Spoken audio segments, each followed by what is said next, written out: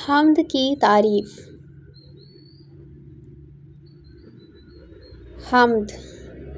حمد ایسی نظم کو کہتے ہیں جس میں خدا تعالیٰ کی شان، بزرگی اور عظمت کو بیان کیا جاتا ہے۔ حمد کا لفظ اللہ تعالیٰ کے لیے مخصوص ہے، جبکہ ثنا کا لفظ انسان کے لیے ہے۔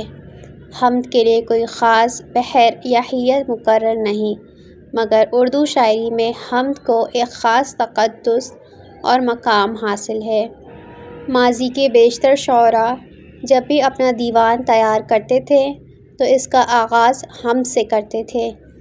حوالے کے طور پر امیر مینائی کی حمد کا ایک شعر: دوسرا کون ہے جہاں تو ہے، کون جانے تجھے کہاں تو ہے۔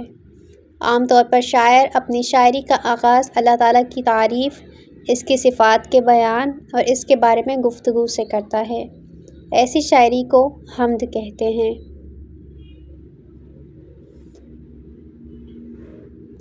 حمد کی تعریف۔ وہ نظم جس میں رب کائنات کی تعریف و ثنا بیان کی جاتی ہے اسے حمد کہتے ہیں۔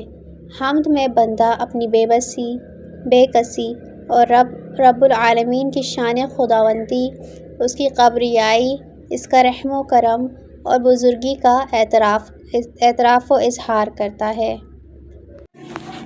Thanks for watching. اگر آپ کو ہماری ویڈیو پسند آئی ہو تو ہمارے چینل کو سبسکرائب کریں۔ Thank you. آج کے لیے اللہ حافظ۔